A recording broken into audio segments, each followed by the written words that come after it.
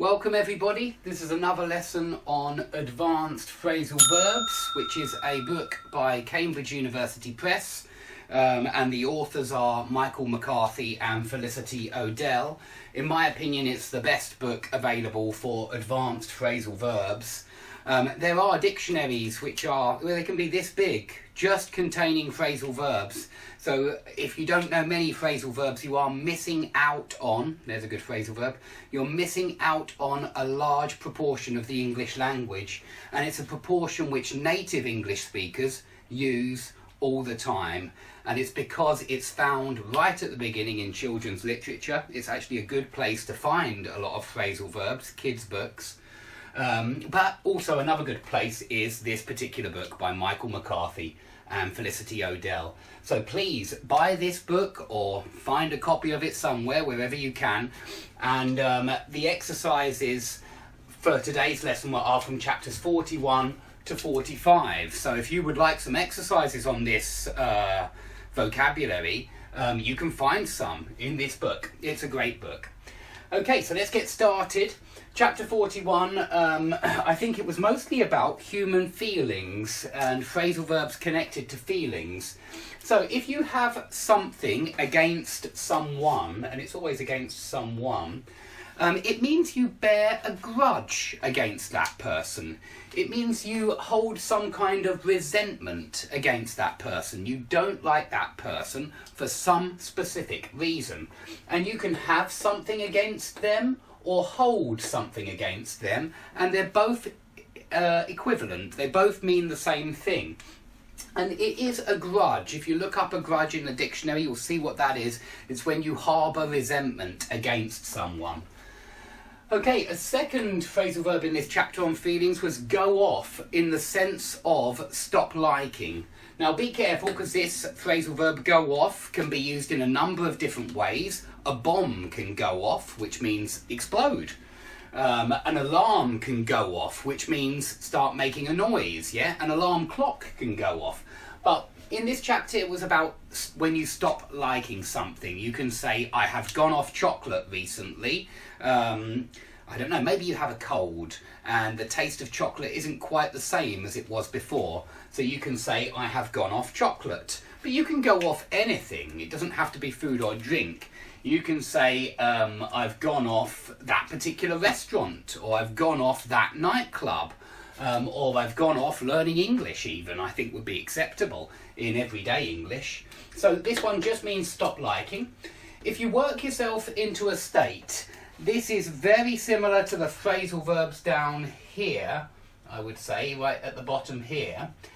If you work yourself into a state, you get yourself all stressed out, you get yourself all worked up, and that means that you exaggerate your own feelings of annoyance, of stress, until they reach gigantic proportions.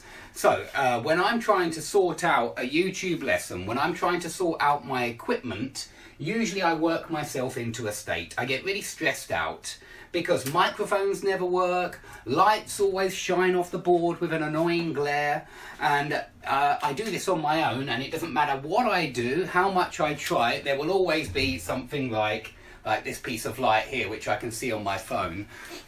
So it's really annoying. And then what really stresses me out is when somebody comments on it under the video, so never do that. You'll find yourself quickly banned from making any comments on this channel. So I work myself into a state. I get carried away, yeah? I get stressed and I get carried away, and suddenly I lose control of my emotions. And that's really what work yourself into a state means. It means you get yourself more stressed out and more stressed out until eventually you're really frustrated. Now, if you're in a trance, you can snap out of a trance. I mean a hypnotic trance. If you're in a trance, you can snap out of it, which means suddenly wake up. But we use this snap out of it to mean stop being obsessed with something, or stop. I mean, if somebody's really obsessed with It could be anything. They could be really obsessed with the latest piece of news. Who knows? They could be really obsessed with some kind of conflict going on in one part of the world. And they always talk about it. You might say to your friend, snap out of it. Come on, stop repeating these words over and over again about this conflict. It's almost like you're in a trance. It's like you're hypnotized and you've got to wake up, snap out of it. But it can be used with any kind of obsession, this one. It doesn't have to be an obsession about the news. It could be an obsession about a girl. Okay, brim with is an excellent one. It's very positive. If you're brimming with enthusiasm, you are full of enthusiasm. And the word brim is closely connected to the word rim. The brim of the glass is the edge of the glass. The rim of the glass, basically, I can't see any difference. And the brim of the hat is the edge of the hat. So that's why it's related to being full. Because when you say full to the brim, that means completely full. And if you are brimming with enthusiasm, you're full to the brim with enthusiasm. So it's used for positive emotions. When you're full of those positive emotions, you can be brimming with energy, brimming with enthusiasm, brimming with satisfaction, whatever it is. It's got to be positive though. It's never really negative. Okay, if you give into or cave into someone, and you could give into or cave into something like the kidnapper's demands, that means you acquiesce, you yield, you say, okay, fair enough. I mean, if you give in to the kidnapper's demands, you pay the ransom money, you pay the money and you give in to the kidnapper. It's basically like surrender. Both of these are surrender, give into or cave into something. But you can even give into the temptation of something, meaning that you surrender to that temptation and you go and act on those desires. Okay, the next ones are usually used in negative feelings when you're choking back the tears or you're fighting back the anger inside you. You're trying to bottle up those negative emotions, and that's why I've written bottle up underneath. Bottle up isn't quite the same. It's not exactly the same because bottle up, it sounds to me like bottle up is over a very long period of time when you bottle up emotions and you don't express those emotions. But you usually choke back the tears right at the moment when you're fighting against this emotion. And one emotion will win out over the other emotion, and so there's another phrasal verb you might want to remember. But you choke back your tears or you choke back your resentment, and it means you hold it back inside yourself and try not to express it. You choke back your tears, you try not to show anybody that you're upset, you try and stop yourself from crying.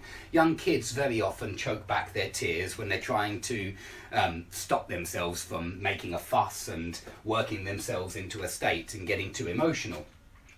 So yeah, choke back or fight back negative emotions. If you're bowled over, this is very positive.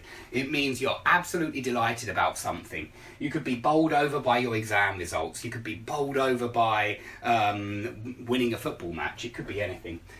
If you don't feel up to going to work today, it means not capable of going to work today, probably because you're too sick. That's what it sounds like to me. But you can also say, I am not up to going into work today, meaning I'm not well enough again. So these are usually used when you're too sick, but it could be that you're too tired. It could be slightly different, but not capable of doing something. You don't feel up to doing something. If something shakes you up, an accident, a car crash, failing all of your exams, it means that it upsets you and it has a massive effect on your mentality, on your psychology. So accidents, of course, they shake you up. A death in the family might shake you up as well. It could be anything really, but it means really upset you, and so much so that maybe you're on the verge of a nervous breakdown, something like that. Okay, if a feeling comes over you, if a feeling of I suppose this could be anything. A feeling of joy can come over you, or a feeling of anger can come over you. It totally dominates you. So whatever that feeling is or that emotion is, it's when it takes complete control of your heart and your mind. And we very often say, I don't know what came over me, which means I don't know what happened to me. I don't know what emotion or feeling suddenly took control of my soul. It's like something takes over, yeah? Takes control of you. And that's why it's come over. I don't know what came over me. I don't know what took over my soul. Worked up and stressed out, they both mean stressed, annoyed, frustrated, so I get very worked up when I'm trying to make these videos and things don't go how I want them to go. They never do. Okay, if something runs away with you, if an emotion runs away with you,